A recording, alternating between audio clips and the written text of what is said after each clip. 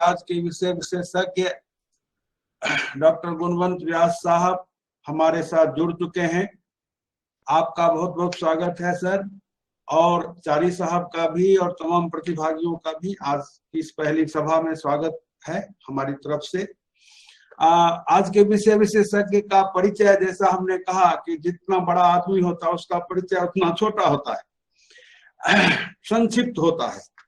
व्यास साहब आनंद arts college आनंद में गुजराती भाषा विभाग साहित्य विभाग में एसोसिएट प्रोफेसर हैं। सर का 30 वर्षों का अनुसंधान, शिक्षण, शोध, लेखन का अनुभव है।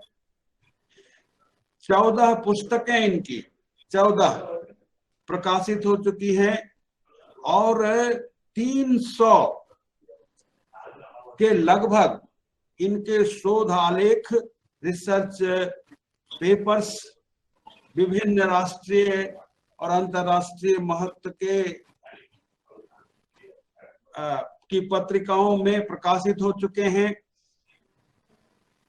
अभी तक सर लगभग 400 के करीब आमंत्रित व्याख्यान दे चुके हैं, जो आज इसमें से एक और जुड़ जाएगा, शायद 401वां हो जाएगा, जो विभिन्न विश्वविद्यालयों और प्रतिष्ठित संस्थाओं, महाविद्यालयों में इन्होंने जाकर दिए हैं।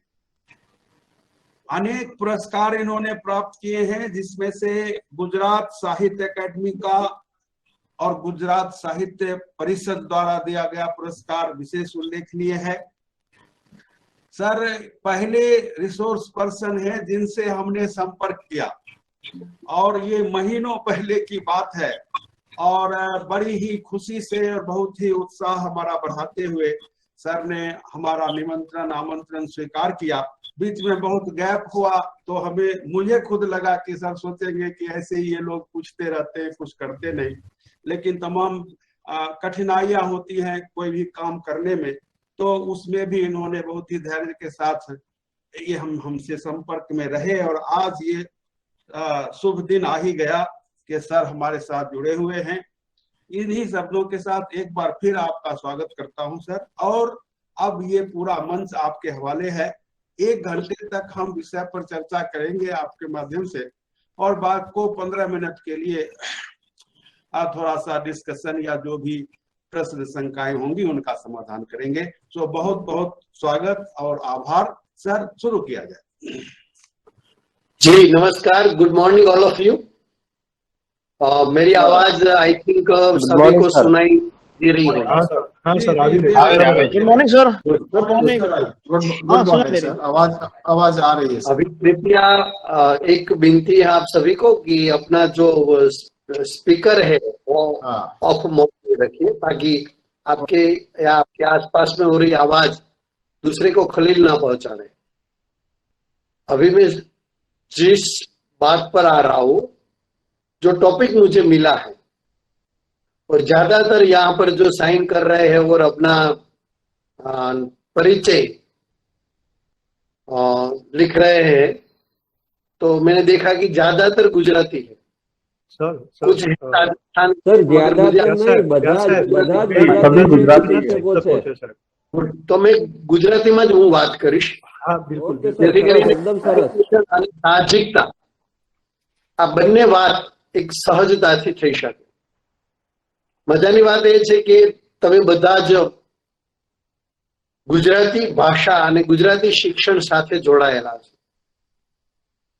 ज्यारे हूँ गुजराती कहूं छूं त्यारे एक तो मारू गुजराती पण गुजराती छूं ए वात सिद्ध थाय छे।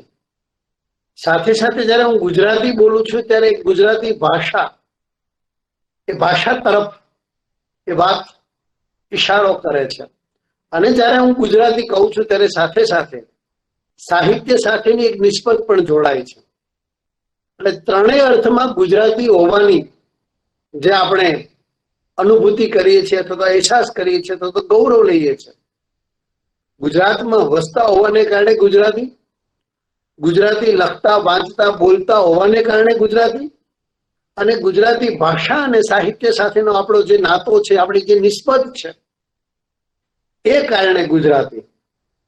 મને જે વિષય મળેલો છે આજના દિવસ માટે, આવતીકાલની વાત જુદી છે. આવતીકાલે કવિતા સંદર્ભે કઈ રીતે એનું ટીચિંગ થઈ શકે, કઈ રીતે એનું ટેસ્ટિંગ થઈ શકે અને કઈ રીતે એનું ઇવેલ્યુએશન કરી શકાય એ વાત હું આવતીકાલે કરવાનો છું બપોર પછીના બેઠકમાં.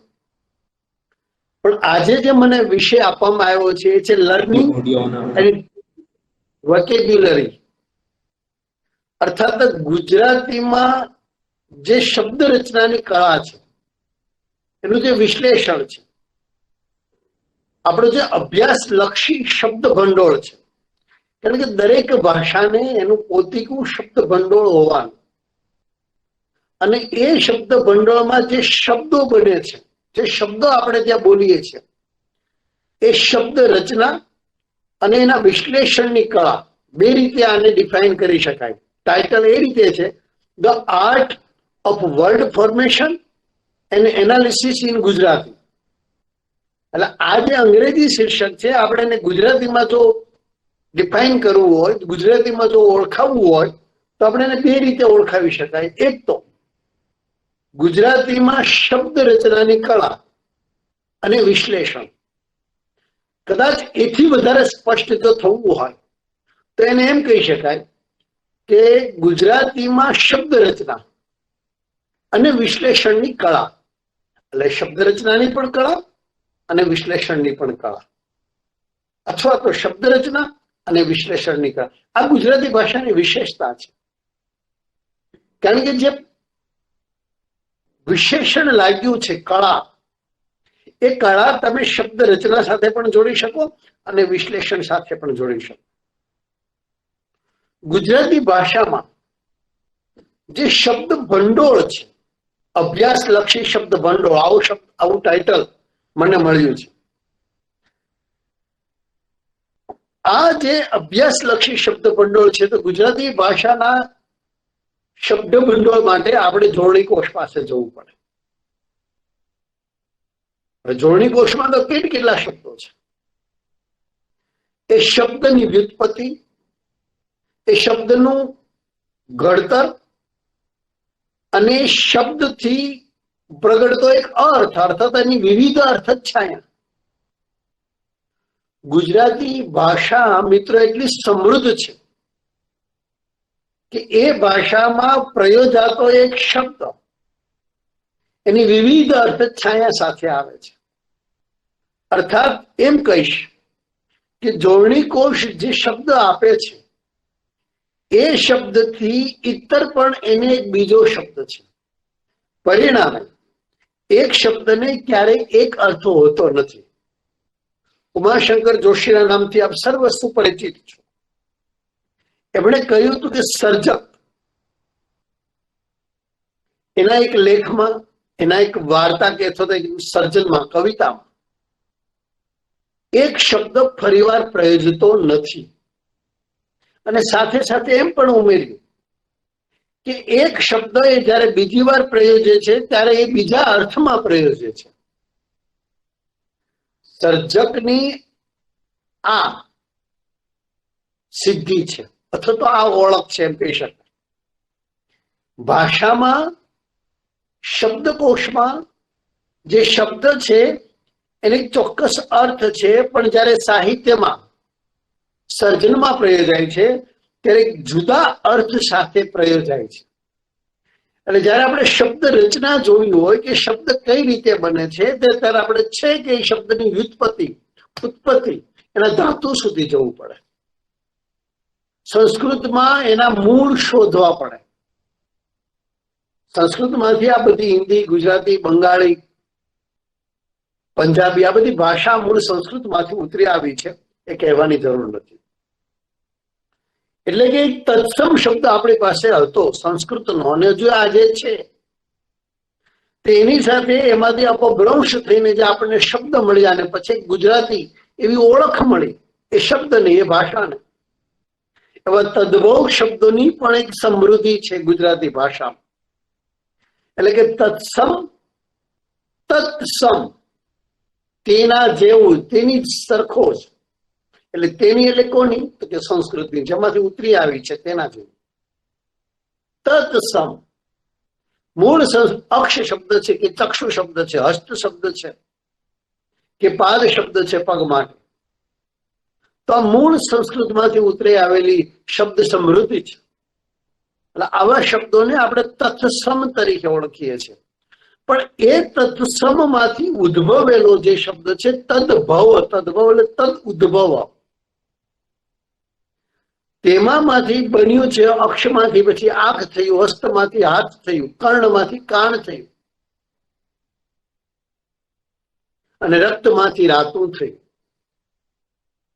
તો તેમાંથી ઉદ્ભવેલા શબ્દો છે. સમયાંતરે ભાષા પરિવર્તન થતી ગઈ અને એમ એ પ્રાકૃત, અપભ્રંશ, જૂની ગુજરાતી અને પછી ગુજરાત. મધ્યકાળ વાંચો, નરસિંહ પહેલાના સર્જકોની કવિતા પર જે પ્રભાવ છે, સ્વયં નરસિંહની કવિતામાં પણ જે શબ્દ તમે મળે છે જૂની ગુજરાતીના શબ્દો છે.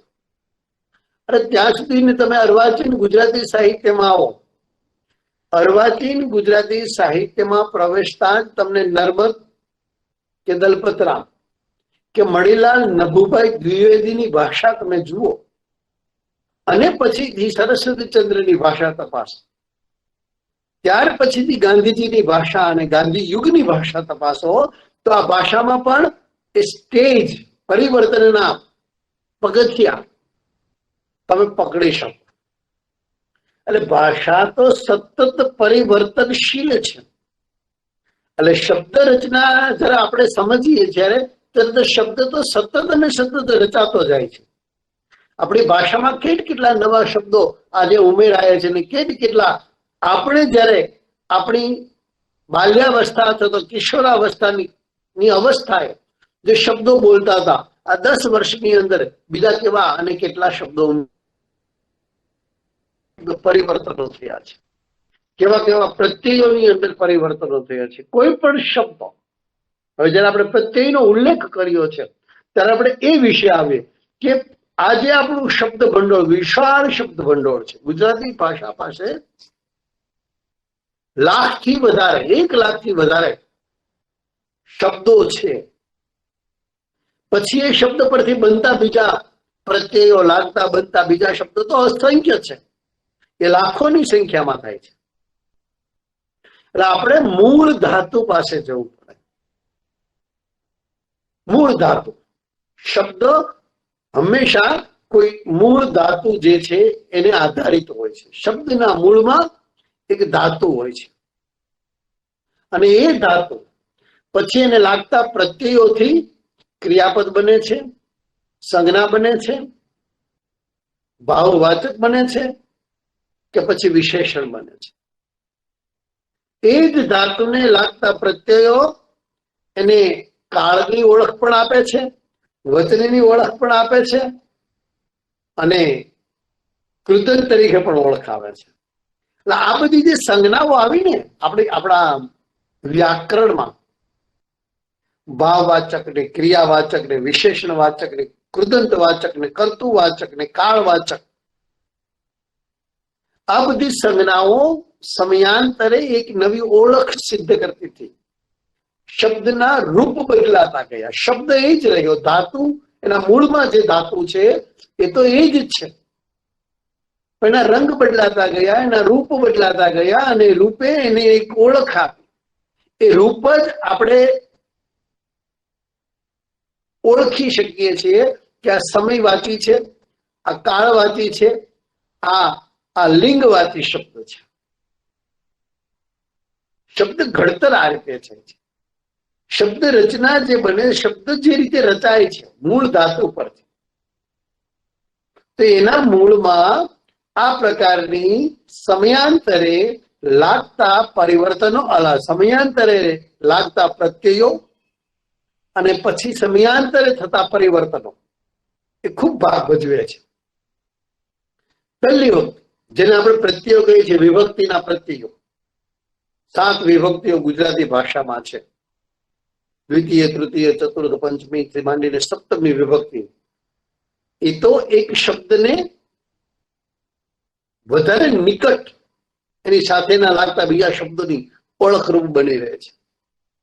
પણ જેને આપણે આર્ટ ઓફ વર્ડ ફોર્મેશન કહીએ છીએ,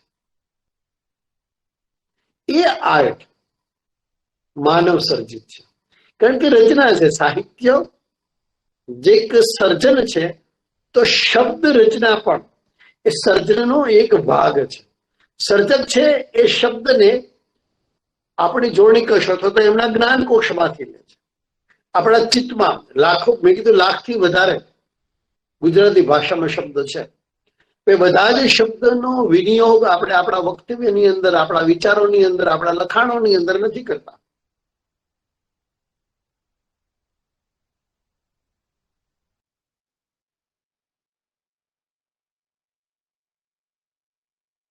હોય છે, નવા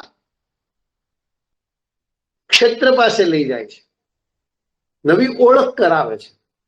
કેટલાક પાસે સીમિત જોડણી કોષ હોય છે. બહુશ્રુત વાચક જે છે, બહુશ્રુત સર્જક, આ બહુશ્રુત શબ્દ હું જયારે પ્રયોજું છું ત્યારે એ સામાસિક શબ્દ છે. બહુ અને શ્રુત બંનેને તમે જુદા પાડો તો તમને ખ્યાલ આવશે. જેને ખૂબ સાંભળ્યું છે, ઉમાશંકર કહે છે ને કે પહેલા પ્રકૃતિ અને ભાષાને, સાહિત્યને તું જો આત્મસાત કર, તો પછી આપોઆપ એ અંદર જે સંચિત થયું છે એ સમયાંતરે બહાર આવશે. અંતર જે સંચિત થાય છે એ પછી બહાર આવે છે. બહુશ્રુત, જેમણે ખૂબ વાંચ્યું, ઉમાશંકરની પહેલી પંક્તિ હું ફરીથી કહીશ, યાદ આવી ગઈ મને, કે સૌંદર્યોપી ઉર જરણ ગાશે પછી આપ મેળે. સૌંદર્યોપી, નિરીક્ષણ કર, ખૂબ વાંચ. એ વાંચન અંદર સંચિત થયું હશે, પછી હૃદય રૂપમાંથી એ ઝરણું સ્વયંભૂ પ્રગટ થશે, વાણી રૂપે, વિચાર રૂપે. એક હિન્દી ફિલ્મનો સંવાદ હતો, અક્ષય કુમાર અને જોન અબ્રાહિમનું ફિલ્મ, મને નામ યાદ નથી, પણ એમાં જોન અબ્રાહિમને અક્ષય કુમાર એમ કે છે કે તુझे બોલના આતા હૈ, બાतें करना नहीं आता. આ બોલના અને બાतें करना આ બહુ સમજવા જેવા શબ્દ છે. આપણે વ્યાપક બનવું પડશે. એક સીમિત માળખાની અંદર ઘણી વખત કેટલાક લોકો એક રિજિડ હોય છે, સીમિત માળખાને પકડી અને વાત કરતા હોય છે. અરે ભાઈ, ફિલ્મમાંથી તમને દ્રષ્ટાંત મળે છે તો લો. અલંકાર પૂછાયા હોય વિદ્યાર્થીને, અને અનન્વય અલંકાર વિદ્યાર્થીને દ્રષ્ટાંત રૂપ લખવાનો હોય, અને કોઈ ફિલ્મનું ગીત લખે છે કે રૂપ સુહાના લગતા હૈ, ચાંદ પુરાના લગતા હૈ, તેરે આગે હો જાનમ, તો એક શિક્ષક જે સીમિત માળખામાં છે કદાચ એ સાચા દ્રષ્ટાંતને ખોટો પાડશે. અનન્વય અલંકાર છે ભાઈ. ફરીથી જુઓ, આ એક સુગ્ન રાખો, વ્યાપક બનો. વિશ્વ જયારે કરલો દુનિયા મુઠ્ઠી બે સૂત્ર આવ્યું છે, અને આપણે આપણા હાથમાં એક માધ્યમથી એક વિશ્વનો પ્રવાસ કરી શકીએ છીએ, તો શા માટે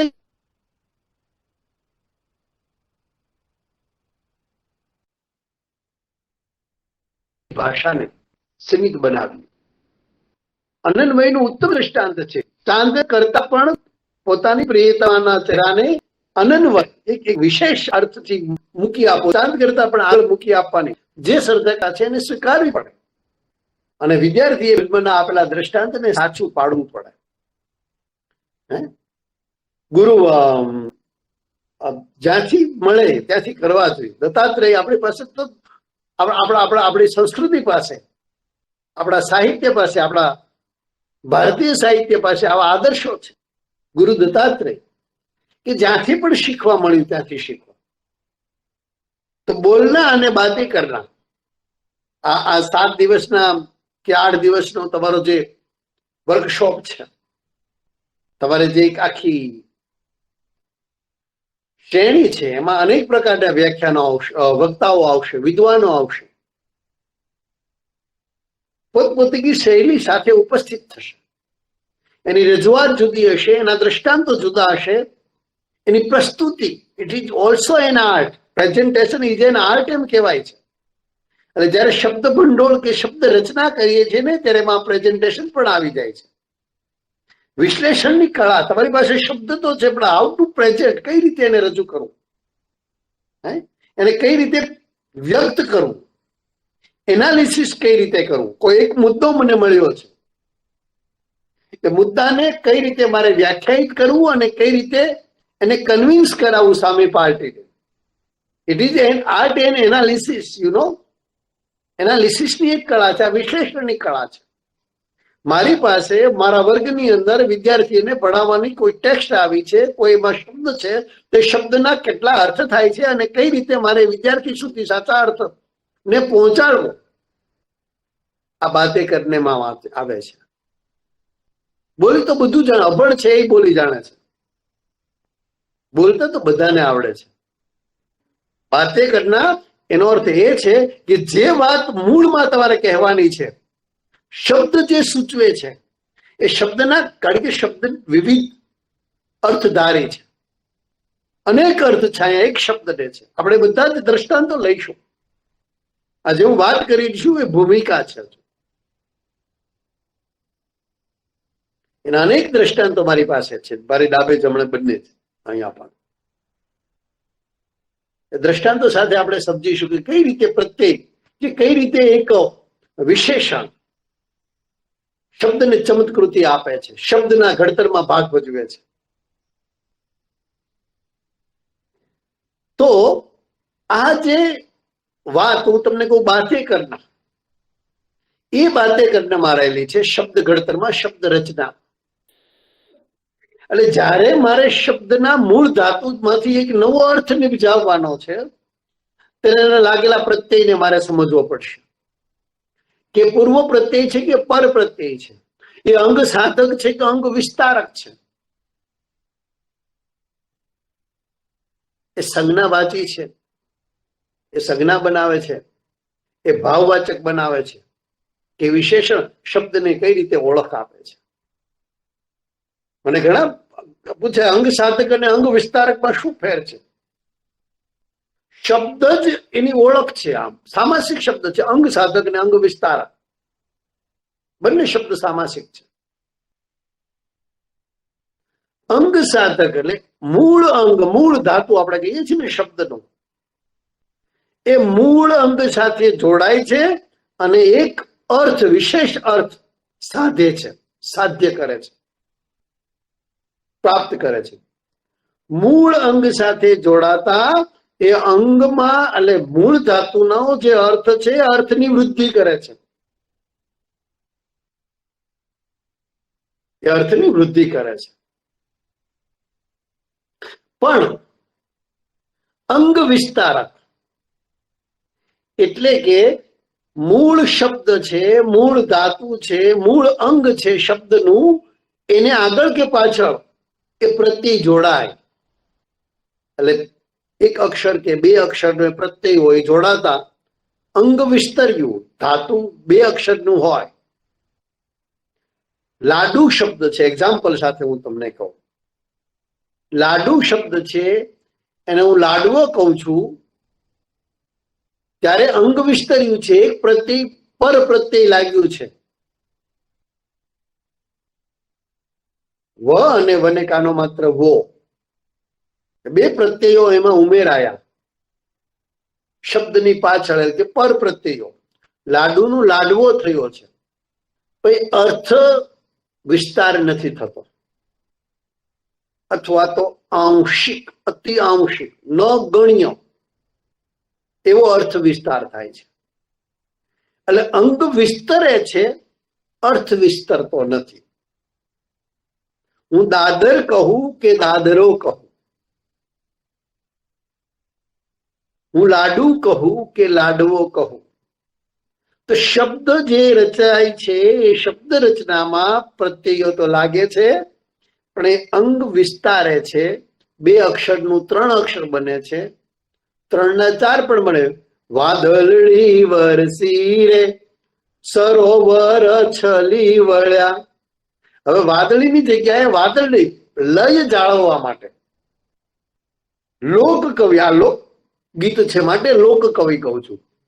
એક એને જરૂરિયાત પડી છે વાદળડી, આપણે વાદળી કહીએ છીએ, વાદળને વાદળી કહીએ છીએ ત્યારે એમાં એક અર્થ વિશેષ ઉમેરાય છે કે વાદળ પુલ્લિંગ નપુંસકલિંગ વાચી શબ્દ હતો. એ વાદળી કેવી સ્ત્રીલિંગ વાચી શબ્દ બને છે. વાદળું અને વાદળી એકાકી. પછી વાદળીનું પણ વાદળડી એમ કરી, કારણ કે લય પૂરક છે. લ પ્રત્યય જે આવ્યો એ લય પૂરક છે. ગીત માટે આવા લય પૂરકો હોય છે અને ક્યારેક આવા લય પૂરકો શબ્દની વૃત્તિ કરે છે, શબ્દ રચે છે, અંગ વિસ્તારક બને છે, અંગ સાધક પણ બને છે. પણ અહીંયા વાદળીનું કે વાદળ, જો વાદળ પછી વાદળું, વાદળી, માત્ર જો હું વાદળી લખું તો એ સંજ્ઞા કોઈ નામવાચી છે કે પછી કોઈ રંગદર્શી છે, રંગવાચી છે. વાદળી રંગ પણ છે, એ સ્પષ્ટ નથી થતું. પરિણામે એ માટે તમારે આસપાસના સહાયક પૂર્વાપર સંદર્ભ, જેને તમે કહો છો, પૂર્વનો અથવા તો પર એટલે પાછળનો, પૂર્વ કે પર એવો સંદર્ભ તમારે જોવો, તપાસવો પડશે અને પછી તમે વાદળી શબ્દને ચોક્કસ અર્થ આપી શકશો. એટલે વાદળી શબ્દ પાસે બે અર્થ છે, એક તો રંગ સૂચવતો અને એક તો પેલો પદાર્થ સૂચવતો, નામધારી. તો આ બે અર્થમાંથી તમને કયો નિહિત છે, તમારે કયો અર્થ સંકેતવો છે, એ માટે તમારે પર કે પૂર્વ નો સંદર્ભ તપાસવો પડશે. એટલે વાદળ ને પ્રત્યય લાગ્યો વાદળું, એ એક વચન છે. વાદળા અનુસ્વાર આવશે. આ અનુસ્વારની પણ એક જુદી કળા છે મિત્રો. શબ્દ નિર્માણમાં, શબ્દ ઘડતરમાં અને શબ્દ રચનામાં અનુસ્વારનું બહુ મોટામાં મોટું યોગદાન છે. એટલે વાત કરીશું આગળ જતા. વાદળું, વાદળી, વાદળા, વાદળાઓ. હવે વાદળા કર્યા પછી ઓ પ્રત્યે લગાડવાની જરૂર રહેતી નથી. આપણે ત્યાં એક આદત છે કે વાદળાઓ, વાદળાની માથે અનુસ્વાર તમે કરી દો છો. એનો અર્થ છે કે એની લિંગ પણ એ સૂચવી દે છે અનુસ્વાર, અને બહુવચન પણ સૂચવી દે છે, વચન પણ સૂચવી દે છે. પછી ઓ પ્રત્યય લગાડવાથી તો શું થાય છે, પેલું ગુલાબ જળનું પાણી એની જેવું થાય છે. આપણે ભાષાની રચના કરવાની, શબ્દ રચના કરવી છે ત્યારે આ બાબતે જેવી જેવી બાબતો જોવી પડશે કે ઓ પ્રત્યય ક્યાં લાગે ને ક્યાં ન લાગે.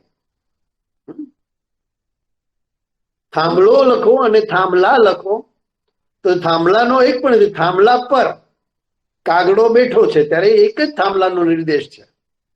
અનેક થાંભલાનો તમારે ઉદ્દેશ કરવો છે તો થાંભલાઓ પર કાગડા બેઠા છે ત્યારે ત્યાં ઓ પ્રત્યય જરૂર છે.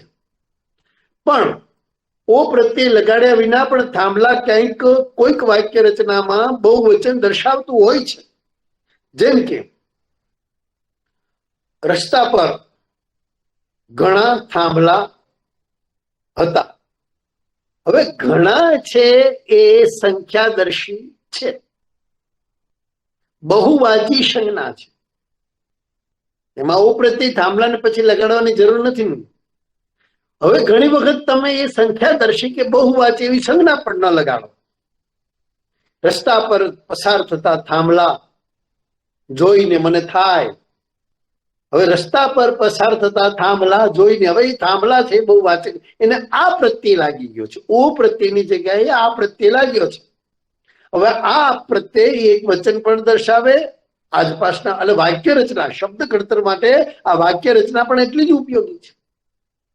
એ આ પ્રત્યય એક વચન દર્શાવે, બહુવચન પણ દર્શાવે. થાંભલા પર કાગડો બેઠો હતો, હવે થાંભલા જ છે અને એક વચન છે. રસ્તા પર પસાર થતા થાંભલા, તો ત્યાં બહુવચન થઈ ગયું છે. એટલે ગુજરાતી ભાષાની વાક્ય રચના કેવી અટપટી છે અને કેવી વૈવિધ્યવંતી છે એ તમે જુઓ તો શબ્દના ઘડતરની તમને થોડી સમજ આવે. વાદળડી પાસે હું અટક્યો હતો. લોક કવિ જે છે એ લોક કવિએ આ લ પ્રત્યે ઉમેરવો પડ્યો લય પૂરક માટે. વાદળડી વરસી રે કે આખલડી ગાવલડી, આખલડી ને ગાવલડી અંગ વિસ્તરે છે, અર્થ એનો એ રહે છે. વાદળડીનો કોઈ જુદો અર્થ થતો નથી, એનું લિંગ બદલાઈ જતું નથી, એની વચન બદલાઈ જતું નથી, એનો કાળ બદલાઈ જતો નથી, એનો સમય જે છે એ જ. એની માત્રા અર્થની માત્રામાં કોઈ સુધારો વધારો થતો નથી અને અંગ વિસ્તરે છે, પ્રત્યય લાગે છે. શબ્દ કઈ રીતે ઘડાય છે તમે જુઓ. શબ્દ ઘડાતા અંગ વિસ્તરતા અર્થ બદલી પણ શકે છે, નથી પણ બદલી શકતો, અર્થમાં વૃદ્ધિ પણ થઈ શકે છે, નથી પણ વૃદ્ધિ થઈ શકે. આજ તો વાત છે શબ્દ ઘડતર. એક બીજું ગીત તમને કહું. પાવા તે ગઢથી ઉતરામાં કાળી રે. હવે તમે જુઓ, હવે પેલામાં તો લય પૂરક ગાવલડી હું કહું તો તમે સમજી શકો, વાસલડી કહું તો તમે સમજી શકો, આખલડી કહો તો તમે સમજી શકો, વાદળડી કહો તો તમે સમજી શકો. પાવાગઢ શબ્દ હજુ સમજાય છે, પણ હવે આ સર્જક તો તોડીને એક નવો શબ્દ ઉમેરે છે. સી એક શબ્દને તોડે છે, એકના બે બનાવે છે અને વચ્ચે એક ત્રીજો શબ્દ ઉમેરે છે લય માટે જ. પાવા તે ગઢથી, પાવા તે ગઢથી. એટલે શબ્દ ઘડતરમાં આ બાબતના લય પૂરકો પ્રત્યયો ખૂબ ઉપયોગી છે. હવે જયારે હું પ્રત્યય પર આવું છું ત્યારે મજાની વાત એ છે કે પ્રત્યયો બે પ્રકારના છે, તમે જાણો છો. પૂર્વક ને અનુગો એમ પણ કહે છે. પૂર્વ પ્રત્યય એટલે કે શબ્દની આગળ લાગતો પ્રત્યય, અને પર પ્રત્યય એટલે કે શબ્દની પાછળ લાગતો પ્રત્યય. જે મૂળ ધાતુ છે એ મૂળ ધાતુ. દાખલા તરીકે એક જ શબ્દ હું લઉં છું કર. કર એટલે ક્રિયા સૂચવે છે, કામ. કોઈ સંજ્ઞા વાચક, કોઈ આદેશ વાચક છે, આ કામ કરે. એ માત્ર ને માત્ર મૂળ ધાતુ રૂપે પણ આવી શકે કે મેં તને કહ્યું છે કામ તું કર. કોઈ પ્રત્યય નથી લાગ્યો, મૂળ ધાતુ રૂપે આવે છે ને એના અર્થને એ સંકેતે છે. કોઈ આપણે જોડણી કોષ પાસે જવું નથી પડતું એના અર્થ માટે. હવે જુઓ શબ્દનું ઘડતર થતું જાય છે. આપણે એક સંજ્ઞા લીધી છે કર. એ સંજ્ઞા કઈ રીતે નવા નવા શબ્દ બનાવતી નવા નવા અર્થને સંકેતે છે. તમે આ કામ કરો, પ્રત્યય ઓ લાગ્યું છે, માનવાચક છે, માનવાચક સંજ્ઞા. એમાં માનવાચક વિશેષણ ઓ પ્રત્યય લાગ્યું, માનવાચક ઓ પ્રત્યય પર પ્રત્યય લાગ્યું, કરો. કરીશ, હું આ કામ કરીશ. મૂળ સંજ્ઞા તમે જોજો, કર સંજ્ઞા એ જ છે. હવે આના બીજા બોલ ને ચાલ ને પ્રતિક્રિયા કેટલી ક્રિયા છે. સૂવું, બેસવું ને જાગવું, સર્વ ક્રિયાઓ કરતા પહેલા પાપ વિચારોથી ડરવું. જેટલી ક્રિયાઓ છે. બેસવું પણ એક ક્રિયા છે, માઇન્ડ વેર. ઘણી વખત કોઈ આપણે મિત્ર પૂછે ને શું કરો છો, આપણે કઈ કશું નથી કરતા, બેઠો છું. બેસવું એ પણ એક ક્રિયા છે, માઇન્ડ વેર. હા, કશું ન કરવું અને માત્ર બેઠું રહેવું એ ક્રિયા છે. બેસવું એ ક્રિયા છે, સુષુપ્ત અવસ્થાની ક્રિયા છે, પણ છે. એટલે આ બધાના દ્રષ્ટાંત હું નહીં આપું. કર, લખ, ચાલ, બોલ, કેટલી તો માત્ર એક એક્ઝામ થી તમને આ બધી જ ક્રિયાઓ એ સંજ્ઞાઓ તમને સમજાઈ જશે. હું આ કામ કરીશ, હું આ કામ કરવાનો. તમારે આ કામ કરવાનું છે. કરને કેટલા પ્રત્યય લાગ્યો? કરવાનું છે. અને દરેક પ્રત્યેને એની એક ઓળખ છે. દરેક પ્રત્યે એની એક વિશેષ ઓળખ લઈને આવે છે. તો આ સંજ્ઞા આ મૂળ ધાતુને એક નવા અર્થથી ઓળખાવતી હોય છે. એટલે પ્રત્યયો એ રીતે વિસ્તરતા જાય છે અને એ રીતે એના અર્થમાં વૃદ્ધિ કરતા જાય છે. પૂર્વ પ્રત્યયો પણ હોય છે, પણ આપણી ભાષામાં પૂર્વ પ્રત્યયો પ્રમાણમાં ઓછા છે. પૂર્વ પ્રત્યયોના પણ પ્રકારો છે. તમે પ્રત્યયોમાં જશો ને એટલે શબ્દ રચના અને શબ્દ ઘડતરની આખી પ્રક્રિયા તમને સમજાઈ જશે. અને પછી એને કઈ રીતે વિશ્લેષણ કરવું, એ શબ્દને કઈ રીતે એની વ્યુત્પત્તિમાં જઈને શબ્દને તોડવા પડે. શબ્દ રચનાને સમજવા માટે કોઈ પણ શબ્દને તોડવા પડે. ગંગા જળ જેવો શબ્દ છે તો ગંગાનું નીર, આવું તમારે વિભક્તિનો પ્રત્યય, છઠ્ઠી વિભક્તિનો પ્રત્યય ઉમેરી અને સંધિ છૂટી પાડો અને પછી વિભક્તિનો પ્રત્યય ઉમેરો તો તમને ખ્યાલ આવશે કે આ સામાસિક શબ્દ કઈ રીતે બન્યો છે. દરેક શબ્દના ગળદો પ્રદીપ હું કહું છું કે પ્રકાશ કહું છું. પ્રવીણ શબ્દ છે આપણે ત્યાં, પ્રવીણ ઉપરથી પછી પ્રવીણા શબ્દ પણ બન્યો. વીણા વગાડવામાં જે માણસ હોશિયાર હતો અથવા તો હોશિયાર હોય એના માટે પ્રવીણ કે પ્રવીણા એવો શબ્દ પ્રયોજાતો. વીણા વગાડવામાં જે કુશળ છે, આ કુશળ શબ્દ પણ એક મજાનો છે પાછો. કુશ નામનું એક ઘાસ જે નદી કિનારે કે સરોવરમાં દળદળમાં જ્યાં માટી પણ હોય અને થોડું પાણી હોય અને એમાં ઉગ્યું હોય, એ લેવા જવું એટલે જીવને જોખમમાં મૂકવું.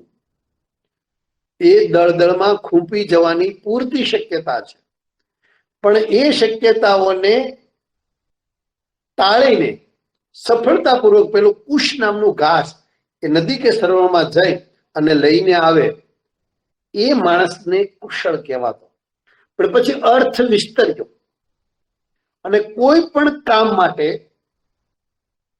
સિદ્ધ થનાર, આમ સાહસપૂર્વક અને કુશળતા તો હવે આપણે વાપરવું જ પડે છે શબ્દ, લઈને આવે, કરી બતાવે એવી વ્યક્તિ માટે પછી કુશળ, એટલે અર્થ વિસ્તાર થયો. તમે જુઓ, એક સીમિત કાર્ય માટે, એક ચોક્કસ કાર્ય માટે જે સંજ્ઞા પ્રયોજાતી હતી એ સંજ્ઞા પછી વ્યાપક અર્થમાં અને સર્વ માટે પ્રયોજાતી થઈ.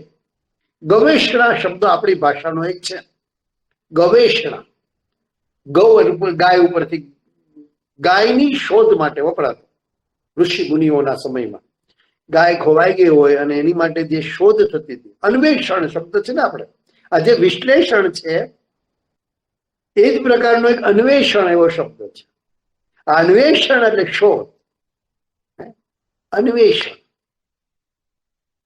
ડિસ્કવરી, એક શોધ કરવી. ગવેષણામાં ગાય અને અન્વેષણ બે શબ્દ જોડાયેલા છે.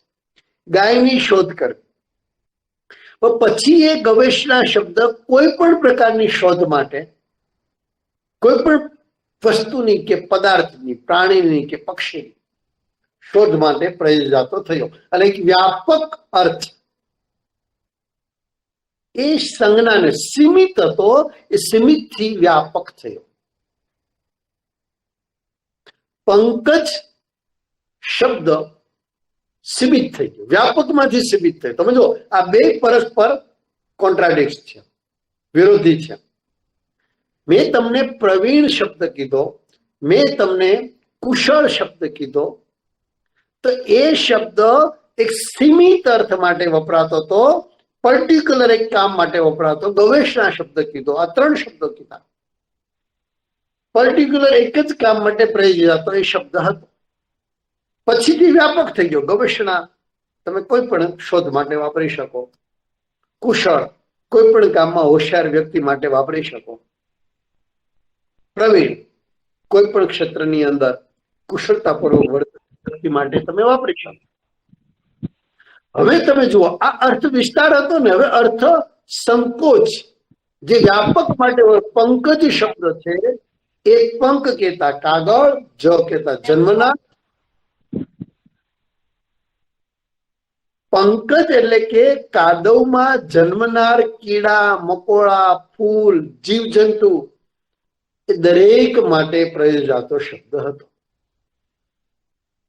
એની જગ્યાએ માત્ર ને માત્ર એક પ્રકારના ફૂલ એટલે કે કમળ માટે પ્રયોજાય છે શબ્દ. પંકજ એટલે આપણે કમળ જ કહીએ છીએ, કમળનું જે એક નામ.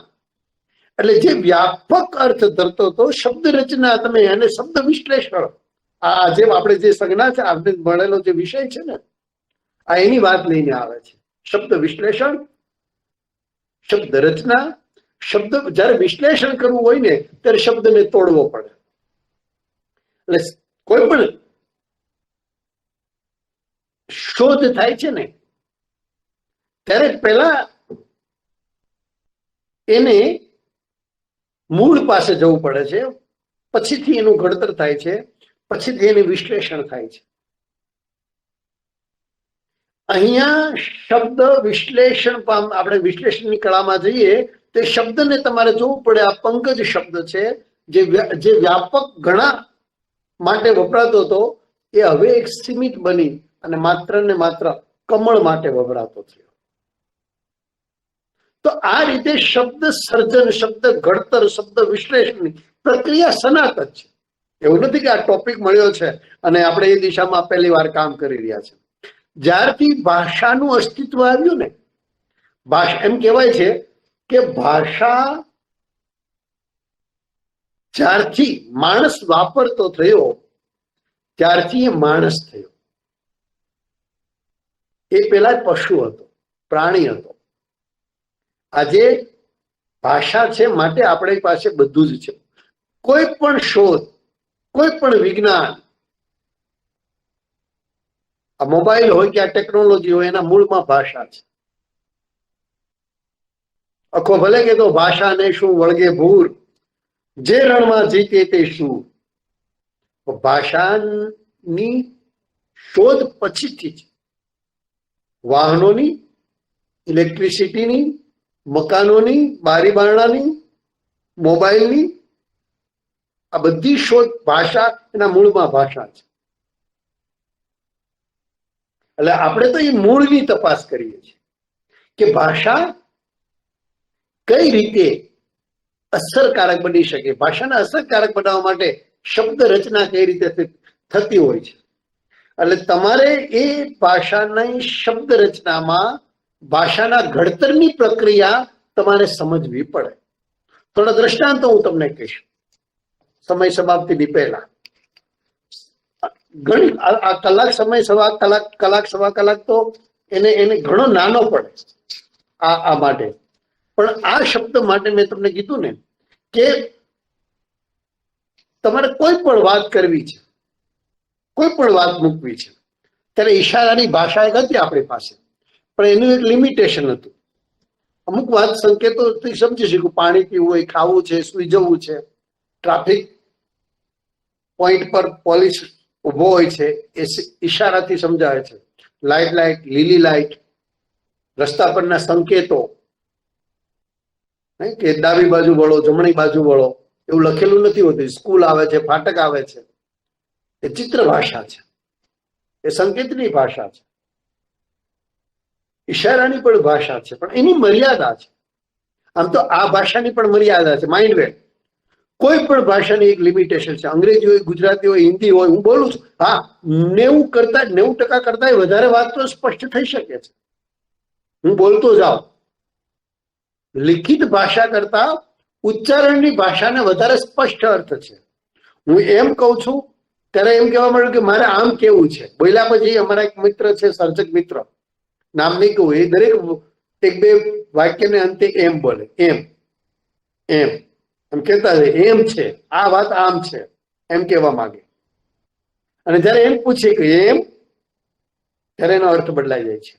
બસ નામનો શબ્દ છે, ત્યારે બસ, ત્યારે આપણે પેલી વાહનનું જેમાં બેસીને આપણે મુસાફરી કરીએ છીએ, પણ એ જ શબ્દ બસ એમ કહું છું ત્યારે સંતોષનું છે, હવે વધારે નથી જોઈતું. કોઈ પીરસતું હોય ને આપણે પૂછીએ બસ, તેનો અર્થ એવો થાય છે કે દિલ માંગે મોર ઓર ભી ચાહીએ. પ્રશ્નાર્થ છે, આશ્ચર્યવાચક છે, પૂર્ણ વિરામ છે. વિરામોનું એક જુદું જ વિશ્વ છે મિત્રો. એ વિરામની કળા તમે સમજી જાઓ ને તો ભાષા પર તમે નિયંત્રણ કરી શકો અને ભાષાને બહુ સરસ રીતે અસરકારક રીતે પ્રયોજી શકો. આ જેટલા દિવસના વ્યાખ્યાનની શ્રેણી છે એમાં જોજો, મેં તમને કીધું તેમ પ્રત્યેકની રજૂઆતની કળા જુદી છે. અને ભાષાની, મારે જેવું વાત કરતો હતો કે ભાષા પણ એક લિમિટેશન છે. તમને એનો પુરાવો મળી ગયો હશે. અહીં બેઠા બેઠા હું બોલું છું તો તમે જોયું હશે કે હું વારંવાર મારા હાથને હલાવું છું, વારંવાર મારી ગરદન ડોકને હલાવું છું, મારા ચહેરાના હાવભાવ, મારી આંખો, મારા હાથ, મારું બોડી લેંગ્વેજ એમાં પૂર્તતા કરે છે. વોટ આઈ વોન્ટ સે it is not enough, so I can use my body to say properly.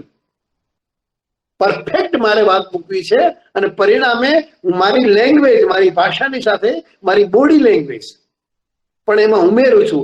then it is meaningful. પછી એ અર્થપૂર્ણ બને છે. સી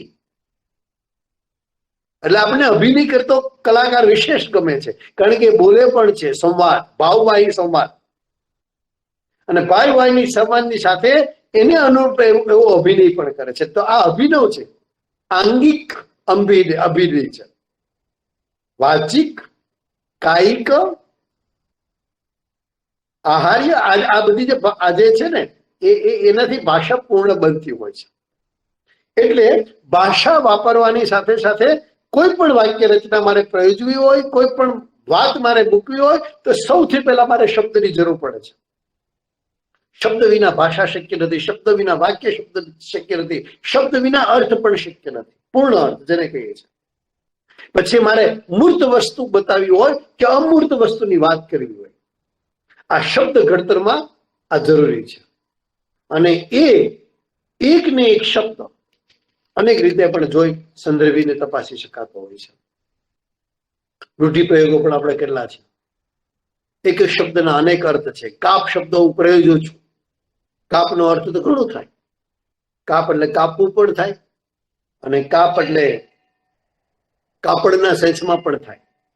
પણ અહીંયા જુઓ, આ વર્ષે વીજળીનો કાપ લાંબો સમય ચાલ્યો, એમાં હું જયારે કાપ શબ્દ પ્રયોજું છું અને બીજું વિધાન મૂકું છું કે તું આ વીજળીનો વાયર કાપ, ત્યારે આમાં આવતા બંને કાપ શબ્દને જુદા જ અર્થ મળે છે.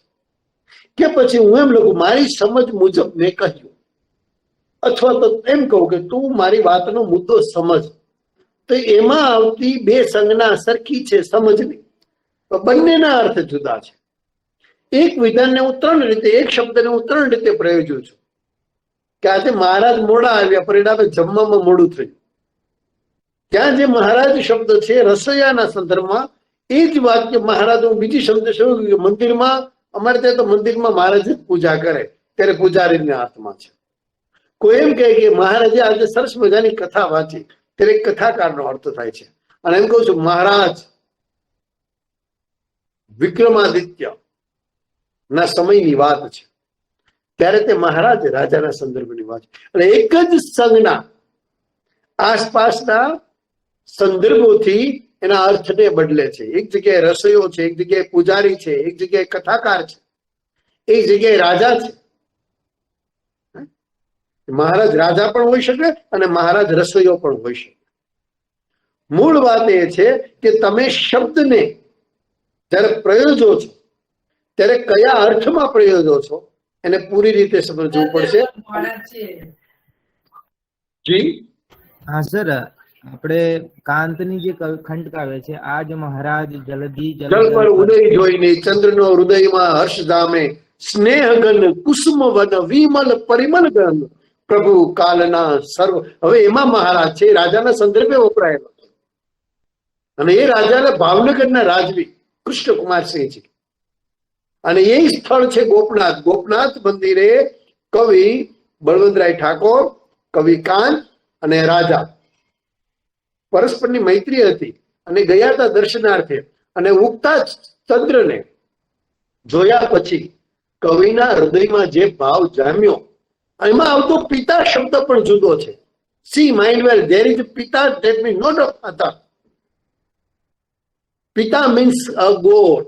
ત્યાં અર્થે થશે પિતા કાલના સર્વ સંતાપ સામે. ત્યાં જે કાલ સંજ્ઞા છે એ પણ જુદો અર્થ છે. ત્યાં પિતા છે એ પિતાનો અર્થ, પિતા પાણી પિતા હતા. હવે પિતા એ તો જોડણીનો પ્રશ્ન છે, પણ જયારે હું બોલું છું ત્યારે આપણે એમ નથી કહેતા કે પિતા પાણી પીતા હતા એમ કરીને દીર્ઘ બોલ ઉચ્ચાર નથી જ કરતા. ઉચ્ચારણમાંથી તો આપણે રસ્વત્વ અને દીર્ઘત્વ ગુમાવી બેઠા છે. હવે તો અનુસ્વારત્વ પણ ગુમાવી રહ્યા છે. તું જ બોટર, તમે જોજો, સાંભળજો. એક બેનનું સરસ મજા, મારા ગમતા એક કવયિત્રી છે, એ કવયિત્રીની રચના એક બેને મૂકી ફેસબુક ઉપર. કોઈ ગાયેલી, સરસ મજાના કંઠે ગાયેલી, પણ એમાં તું આવે છે, એની સાથે તું બોલતા હતા. નહીં તો બેન આ તું જુદું છે અને તું જુદું છે. અનુસ્વાર સાથેનો ઉચ્ચારણો બેનના નહોતા. સરસ અવાજ સરસ હતો, પણ ભાષાની જે મર્યાદા, મેં કીધું ને અનુસ્વાર તો બહુ મોટી વસ્તુ છે. તમારે સુંદરમના અનુસ્વાર અષ્ટકનો અભ્યાસ કરવો. આ અનુસ્વારનું ખૂબ મહત્વ છે જોડણી શબ્દ રચનામાં. એ અનુસ્વાર સૌરાષ્ટ્રમાં તો આમાં છે, મેં જોયા તો છેક પોરબંદરથી જોડાયેલા મિત્રો છે, સૌરાષ્ટ્રના ઘણા મિત્રો છે. સૌરાષ્ટ્રમાં તીવ્ર અનુસ્વાર બોલાય છે. પેડા નહીં, પેંડા બોલે. આ તો પેંડા ખાવા પડશે ભાઈ, મીઠાઈ લાવો એમ. કોમળ અનુસ્વાર છે પેંડા. 70 બોલે, 70 નહીં, 70. 70 ની જગ્યાએ સૌરાષ્ટ્રમાં 70 બોલવાનું છે. મારે ખભે નહીં, મારે ખંભે. મારે ખંભે. સૌરાષ્ટ્રની આ ખંભાનો અર્થ જુદો થાય. થાંભળો પણ એક અર્થ થાય, હિન્દીમાં પણ એક અર્થ થાય, એમાં આપણે નથી જોવું.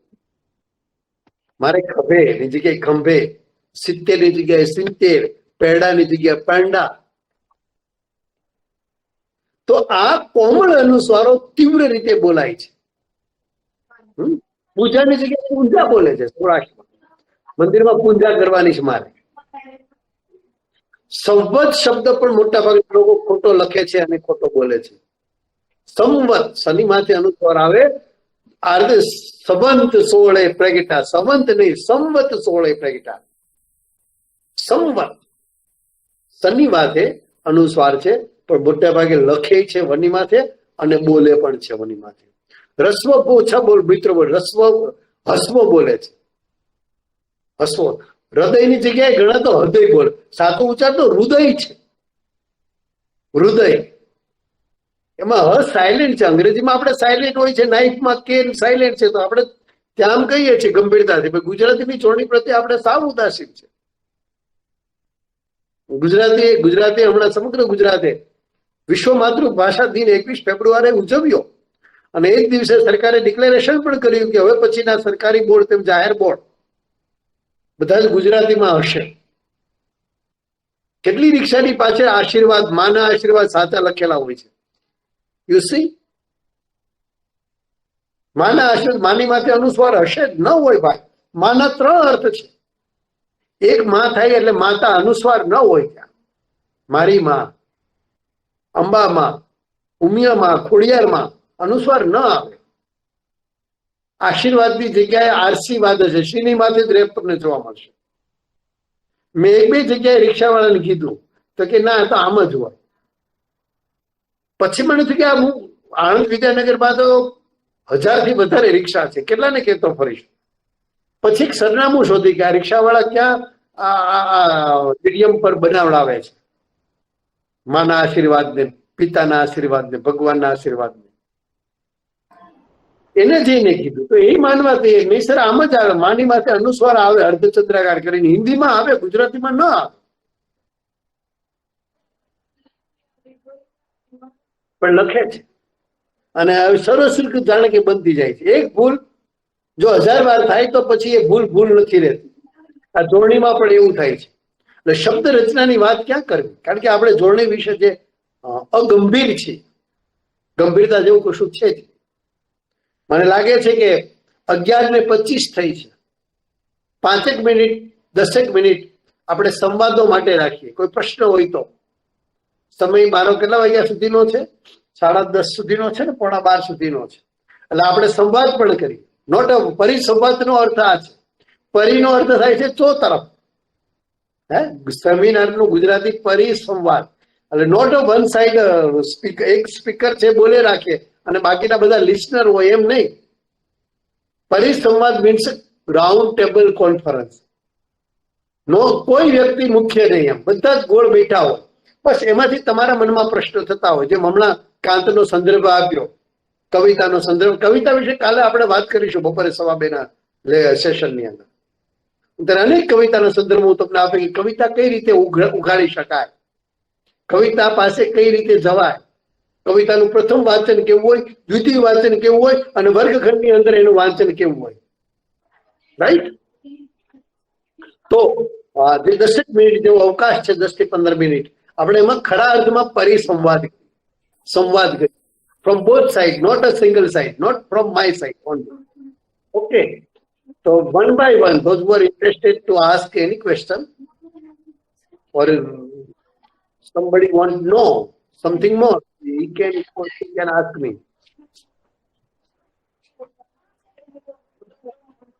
પૂછો ને યાર, મીરા શબ્દની વ્યુત્પત્તિ મજા આવશે. પૂછી લો મારાવતી જી. પ્રશ્ન કોઈ હોય તમને વ્યુત્પત્તિ સંદર્ભે અથવા તો કોઈ શબ્દ રચના કે શબ્દ વિશ્લેષણના સંદર્ભમાં આજના વ્યાખ્યાનને નિમિત્તે, you can ask me. Sir નમસ્કાર. જી. આજે સરસ શબ્દોની છણાવટ સાથે શબ્દ વ્યુત્પત્તિની વાત થઈ. સર એક નાનકડો ડાઉટ છે.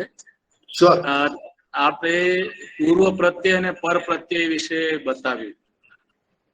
આ વિસર્ગ એ પૂર્વ પ્રત્યય જ છે? વિસર્ગ છે એ પર પ્રત્યય આવે, પૂર્વ પ્રત્યય ના. વિસર્ગ ગુરુ વિરામ. વાત કરી દઉં તમને, જયારે મને વિરામનો ઉલ્લેખ કર્યો હતો, પણ મારે વિરામમાં હું જાત તો બીજી 1 કલાક જો તમારે. વિસર્ગ શું છે કે શબ્દ મૂળ સંસ્કૃતમાંથી આવેલો છે અને એ પ્રત્યય છે. યુ આર રાઈટ, પણ એ પર પ્રત્યય છે, શબ્દની પાછળ લાગે છે. ગુરુ વિરામ એ આપણા વિરામોમાં આવે છે. વિરામો જે છે એ કેટલા છે? સી, અલ્પ વિરામ, પછી અર્ધ વિરામ, પછી ગુરુ વિરામ અને પછી પૂર્ણ વિરામ. સી 4 ટાઈપ છે એના. અલ્પ વિરામ એટલે વાક્યની અંદર ક્યાંક તમારે અટકવું છે કે રામ, સીતા અને લક્ષ્મણ. તો ત્યાં રામ અને સીતાને વિચાર અલ્પ વિરામ આવે છે. અર્ધ વિરામ છે એ 2 વાક્યોને જોડે છે. સી કે આજે રવિવાર છે પણ એમ કરીને જયારે વાત કરવાની છે, રવિવાર છે પછી તમે અર્ધ વિરામ કરી શકો. ગુરુ વિરામ છે એ એક પ્રકારનો ત્રીજો વિરામ છે પણ પૂર્ણ નથી. સી ગુરુ વિરામ છે કે દશરથને 4 દીકરા હતા, પછી ગુરુ વિરામ આવે અને પછી એ 4 દીકરાના નામ આવે. પણ પૂર્ણ વિરામ એ 4 દીકરાના નામ લખાઈ ગયા પછી પૂર્ણ વિરામ આવે. તો આ વિરામ એટલે ગુરુ વિરામ અને વિસર્ગ. પણ વિસર્ગ એ પ્રત્યય તરીકે તમે લઈ શકો. મૂળ આપણે સંસ્કૃતમાંથી ઉતરી આવેલું છે અને લાગે છે.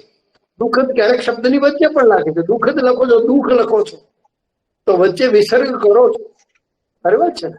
તે શબ્દનો જ એક ભાગ બને છે ત્યાં. ઓકે. સર આ એક એમ પૂછ્યું છું કે પૂર્વ પ્રત્યય અને સંસ્કૃતનો ઉપસર્ગ છે એ એનું કાર્ય એક જ છે ને? ઉપસર્ગ એ જ મૂળ વાત છે. જો ઉપસર્ગ હોય કે પ્રત્યય હોય, એમનું કાર્ય એક જ છે, શબ્દ વૃદ્ધિ અને અર્થ વૃદ્ધિ. અર્થ વૃદ્ધિ કરતા હું એમ કહું છું અર્થ ચોકસાઈ. આ શબ્દ યાદ રાખવા જેવો છે. અર્થમાં વૃદ્ધિ કરવા કરે તો છે પણ અર્થને ચોક્કસ બનાવે છે. અર્થને ચોક્કસ કાળવાચી બનાવે, વચનવાચી બનાવે, લિંગવાચી બનાવે છે. પ્રત્યયનું કામ આ છે.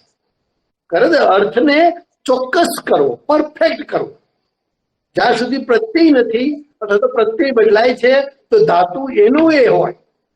ધાતુ કોઈ પણ હોઈ શકે પણ એને ધાતુના અર્થને એના પ્રત્યય છે એ વધારે ચોક્કસ બનાવે છે.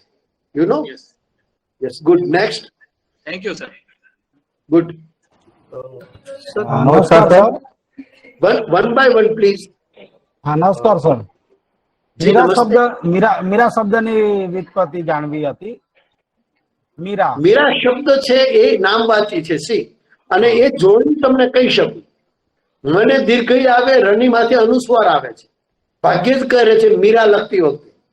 ના બરાબર. એ વાત બરાબર છે સર, હા. પણ ક્યાંક એવું સાંભળ્યું છે કે મીર શબ્દ પરથી મીરા એટલે શબ્દ તમે એને કહી શકો. નામ આ સંજ્ઞા છે ને, ઘડી હું તમને એ કહું કે કેટલીક સંજ્ઞા જે નામવાચી છે એ નામવાચીમાં અર્થ તમે કહો છો પ્રત્યય. મીર એટલે અમીર, મીર શબ્દ એટલે સમૃદ્ધ જે છે. મીરાને તમે એ રીતે લઈ શકો, મીર વત્તા મીરને આ પ્રત્યય લાગ્યું, પણ આને તો કોઈ પ્રત્યય બહુવાચી છે. હવે આને આ પ્રત્યય છે એ બહુવાચી પ્રત્યય છે. હવે મીરને મીરા લાગવાથી એમ ન કહી શકાય કે 10 મીર, 10 અમીર, 10 સમૃદ્ધ વ્યક્તિ, એવું નથી કહી શકાતું. એટલે કોઈ વ્યક્તિ એમ કહેતું હોય કે આ પ્રત્યય લાગ્યું છે મીરને, તો એ આ પ્રત્યયની વાત ખોટી છે. મીરને આ પ્રત્યય લાગ્યો છે પણ એ તો નામવાચી છે માટે, નારીવાચી છે માટે. બીજી વાત, મીર તમે મીરાને તમે કઈ રીતે સમૃદ્ધ જોઈ શકો? મીરા તો એ જ્ઞાન સમૃદ્ધ તમે કહી શકો. મીરા છે એ અનુભવ સમૃદ્ધ કહી શકો. મીરા છે એને તમે ભક્તિ સમૃદ્ધ કહી શકો. એ અર્થમાં તમે કહી શકો. બાકી આને પ્રત્યે જુદો પાડવાની કોઈ જરૂર નથી. મીરા પછી એમ નથી પૂછતો સર, જેમ જી. તમે સમજાવ્યું હસ્ત પરથી તદ્ભવ બનીને હાથ શબ્દ બન્યો છે, જી. તો મીરા શબ્દની મૂળ વ્યુત્પત્તિ શું છે એ પ્રશ્ન છે. મીરા શબ્દની મૂળ વ્યુત્પત્તિ તમે મીરમાં શોધી શકો. મેં તમને કીધું ને. એ તો ખ્યાલ છે મને, પણ અમે હા. જયારે ભણતા ત્યારે FY માં પ્રથમ વર્ષમાં અમારા જે અધ્યાપક હતા એમણે કહ્યું કે આ ગુજરાતી શબ્દ છે જ નહીં, પરભાષાનો શબ્દ છે. હા, એટલે મૂળ કયો શબ્દ છે અને એના પરથી પછી મીરા શબ્દ પ્રચલન. મૂળ શબ્દ તો જો અરબી ફારસીમાંથી મીર શબ્દ આવેલો છે. હા. મીર શબ્દ છે અરબી ફારસીમાંથી આવેલો છે, પણ મીરા શબ્દ તમને અરબી ફારસીમાં નહીં મળે. હમ. મીરા પ્યોર ગુજરાતી શબ્દ બને છે. તમે અરબી ફારસીમાં તમને મીર શબ્દ મળશે, પણ તમને મીરા શબ્દ અરબી ફારસીમાં નહીં મળે. એનો અર્થ થયો કે મીરા એ રાજસ્થાની ગુજરાતી, જેને ઉમાશંકર જોશી મારું ગુર્જર કહેતા. મારુંની માથે અનુસ્વાર નહીં, મારુંનો અર્થ મારવાડ થાય. મારું જયારે અનુસ્વાર કરું છું ધેટ મીન્સ માય, પણ મારું ઉમાશંકરે અનુસ્વાર નથી કર્યો. મારું ગુર્જર એટલે મારું એટલે મારવાડ અને ગુર્જર એટલે ગુજરાત. ગુજરાત. મારવાડ અને ગુજરાતની સંયુક્ત ભાષામાંથી જે શબ્દ આપણે મળ્યો છે એ મીરા છે. એટલે મીરાને હું ગુજરાતી શબ્દ કહું છું. એના મૂળમાં ભલે મીર ધાતુ હોય. નેક્સ્ટ. સર એક પ્રશ્ન એવો હતો કે નોર્મલી અમે લોકો 6થા ધોરણથી 9મા ધોરણના છોકરાઓને ભણાવીએ. હાજી. તો ગુજરાતી ભાષાના જે શબ્દો છે, જી. એ વર્ડ ફોર્મેશનની જે આપણે વાત થઈ, રાઈટ. તો એવી કોઈ ટેકનિક કે એવી કોઈ નાની જે કવિતાઓ હોય કે પદ હોય કે આવું કંઈક કે જે શીખવતા પહેલા એક 4 લાઈન હોય કે 6 લાઈન હોય એ બની શકે, અથવા તો ક્યાંક લખાયેલી હોય એવી કે જે છોકરાઓને સંભળાવીએ પહેલે તો એમનો જે ઇન્ટરેસ્ટ છે એ વધારે ક્રિએટ કરી શકાય. તો એવી કાવ્ય પંક્તિઓ કે એવી કોઈ શબ્દ રચનાઓ ખરી? જેમ કે વડોદરામાં અમે જયારે ટ્રેનિંગ કરી ત્યારે આપ સાહેબ આવ્યા હતા ત્યારે ઇંગ્લિશમાં જે પેલા અઘરા શબ્દો છે, આમ શશી સોનિયા કરીને એક કવિતા લખાઈ હતી, મને યાદ છે. અનુસ્વાર અષ્ટક માટે પેલું નાનેરું પાન ટીપું બેઠું તું પાંદડે એક કવિતા પણ એક એ રીતે લખાવી હતી, જેમાં અનુસ્વાર જ બધા હતા. રાઈટ. તો આવા કોઈ નાના ટૂચકા કે આવી કોઈ કાવ્ય પંક્તિઓ હોય કે જેનાથી એમાં ભાષામાં પ્રત્યેનો ઇન્ટરેસ્ટ એમને ક્રિએટ કરી શકાય. એટલે હું જ્યાં સુધી સમજ્યો છું તમારો પ્રશ્ન કે ભાઈ બાળકોને કવિતાના માધ્યમથી જોડણી શીખવાડી શકાય કે કેમ, રાઈટ? હાજી, એમ જ કેવું છે ને, જોડણી ભાષાને શબ્દો કે જે પણ હોય. ના, એટલે એવું પર્ટિક્યુલર અનુસ્વાર અષ્ટક જે રીતે સુખ્યાત છે એવું બીજું ખાસ એવું ભાષામાં આપણે નથી. રાઈટ. કે ભાઈ પર્ટિક્યુલર કોઈ અમુક પંક્તિ તમે લો અને એને આ કારણે તમને શબ્દ રચના અથવા તો શબ્દની જોડણી કેને ખ્યાલ કરે. સવાલ એ છે ભાષા અને કવિતા અથવા તો સાહિત્ય સાથેની સીધી નિસ્બત અને એનું સાતત્ય એ જ તમને ભાષાથી અને ભાષાની જોડણીથી નિકટ લઈ જશે. એટલે બાળકને તો તમારે કવિતા કોઈ ભણાવો છો, કવિતા વિશે હું કાલે વાત કરીશ, કોઈ કવિતા તમે ભણાવો છો તો એ કવિતાને પૂરતા એમાં આવતા શબ્દો, એમાં આવતી જોડણી, એમાં આવતા અર્થો અથવા તો એના લય અથવા તો એના છંદ અથવા તો એના સ્વરૂપની એટલી પૂરતી સમજ મને લાગે છે કે એટલી સમજ પૂરતી છે બાળકો માટે. બરાબર મારો એક પ્રશ્ન છે. જી. જેમ કે આપણે ગુજરાતી ભાષાને સિદ્ધ હેમ શબ્દાનુશાસનથી લઈએ છીએ. જી. એ પાણીનીના વ્યાકરણ શાસ્ત્ર પછી આપણને મળે છે. તો એવો કોઈ ગુજરાતીમાં શબ્દ વ્યુત્પત્તિ કોશ ખરો જેના અભ્યાસ કરવાથી નવા નવા શબ્દો તરફ જઈ શકાય? જઈ શકાય. હું તમને કહું, વ્યુત્પત્તિ કોશ એક ઊંચો ન બોલતો યોગેન્દ્ર વ્યાસે આપેલું છે, વ્યુત્પત્તિ કોશ. અને અને અને બીજું અરવિંદ ભાંડારીએ એ દિશામાં થોડા કામ કર્યા છે, આપણી ભાષાની જે વ્યુત્પત્તિ છે.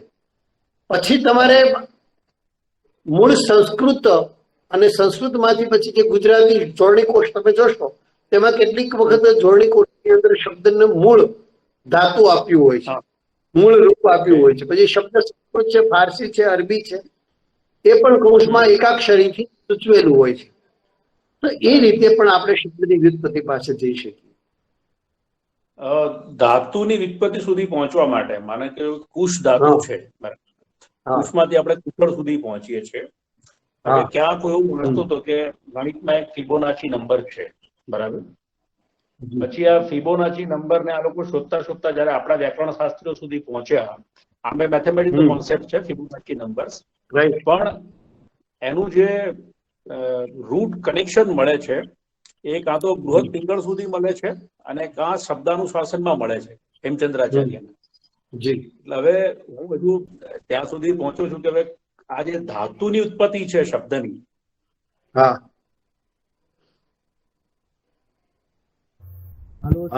કપાઈ ગયો અવાજ તમારો,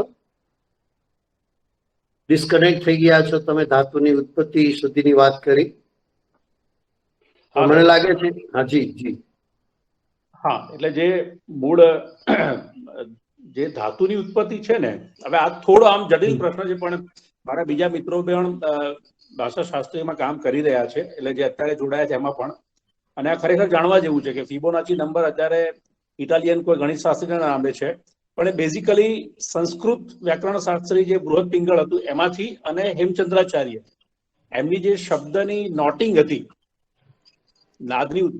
નાદની ઉત્પત્તિ સાથેની, હા, નાદ ઉદ્ભવ. એટલે હવે આ નાદ ઉદ્ભવ માટે કોઈ સારું પુસ્તક, સારી રચના હોય તો જણાવો, તો ત્યાં સુધી જઈ શકું. જેમ કે તમે મને વ્યાસ સાહેબનું કીધું કે કેકા શાસ્ત્રીના એક પુસ્તકની અંદર, મને ટાઇટલ અત્યારે યાદ નથી આવતું, પણ એમાં થોડો આ પ્રકારનો સંકેત હતો, કેકા શાસ્ત્રી. બરાબર. મને પુસ્તકનું ટાઇટલ યાદ આવશે કાલ સુધીમાં, તો હું તમને એ સંદર્ભ કહીશ.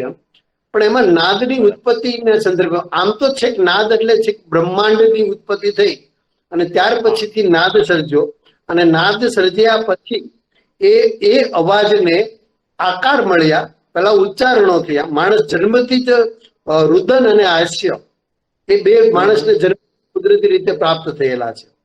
પછી સ્વર પેટી અને જે આખા અવયવો છે, વાક અવયવો, એના ઉપયોગથી ભાષા કેળવતો થયો અને એ રીતે નાદમાંથી આ શબ્દ બનતો ચાલ્યો. આની વાત આ પ્રકારની મેં કંઈક વાંચેલી, પણ આ ઉર્મી બેનનો જે અહીંયા આપ્યો છે અબ્બાસીએ રેફરન્સ, ઉર્મી ઘનશ્યામ દેસાઈએ એ રીતે વાત કરી છે, સાચી વાત છે.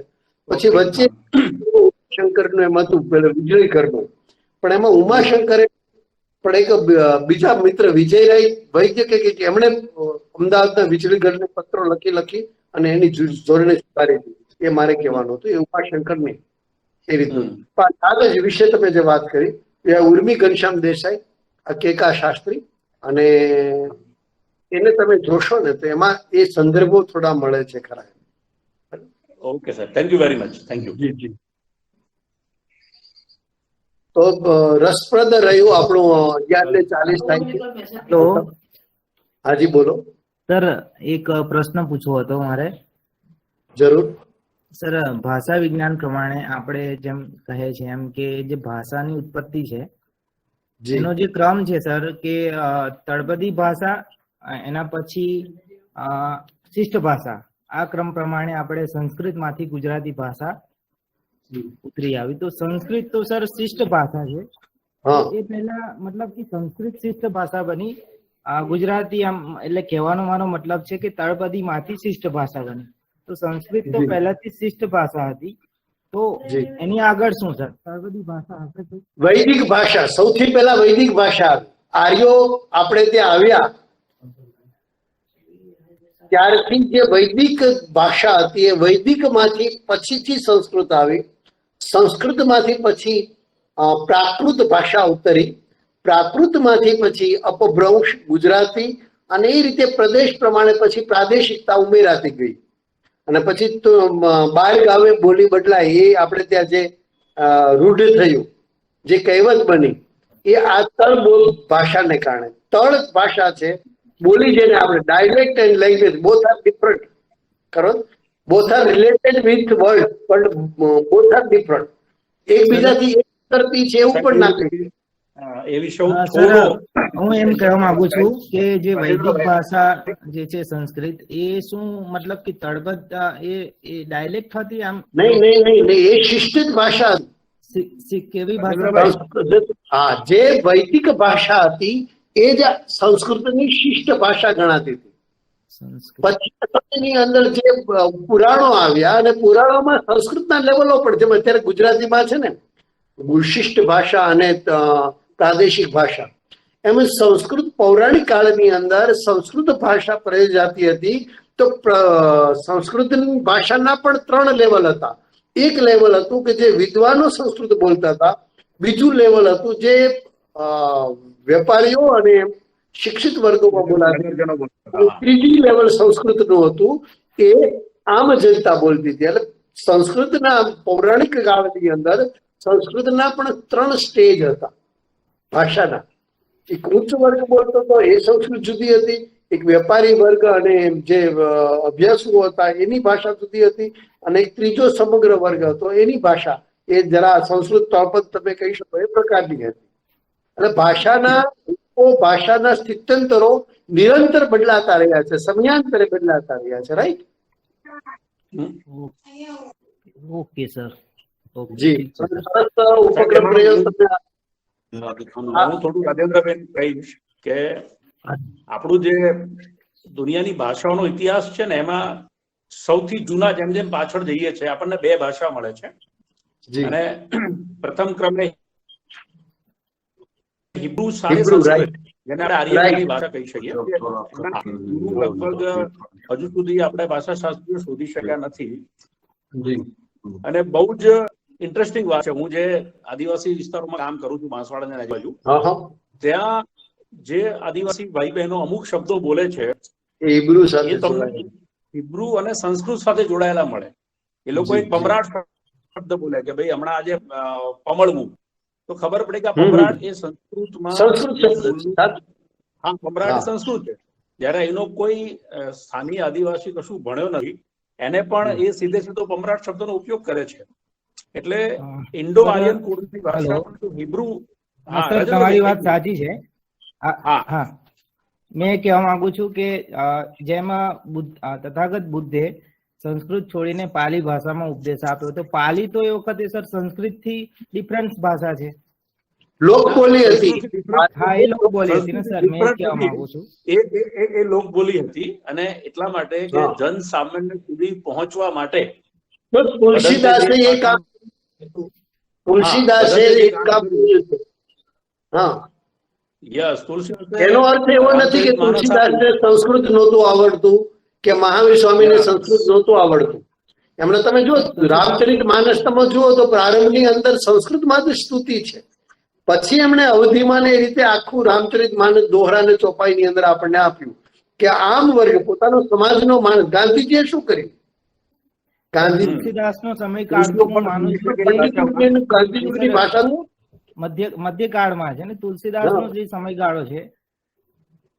હું તો આગળથી વાત કરું છું સર. સંસ્કૃત એટલે ડાયલેક્ટ માંથી સંસ્કૃત શિષ્ટ ભાષા બની કે નહીં, સંસ્કૃત માંથી ડાયલેક્ટ આવી છે, લેંગ્વેજ માંથી ડાયલેક્ટ આવી છે, અને છતાંય ડાયલેક્ટ છે માઇન્ડવેલ આઈ એમ ટેલિંગ અગેન, ડાયલેક્ટ છે એની પોતીકી એક સુવાસ છે, એની પોતીકી એક શોધ છે, એટલે એની ફ્લેવર ઉમેરાય છે.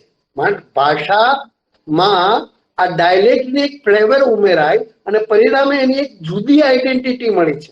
સ્વતંત્ર ટકી શકે એવી એ ભાષા હોવા છતાં પણ it is related with language, you know, જે મેઇન સોર્સ છે એ તો ભાષા છે. બરાબર છે. હું રાજેન્દ્ર કહેવા માંગીશ અને બીજા મિત્રો માટે પણ, પાણીની આપણા જે વ્યાકરણ શાસ્ત્રી છે અષ્ટાધ્યાયી, એમનું જન્મસ્થાન કાબુલ પાસેનું એક ગામ હતું અફઘાનિસ્તાનમાં.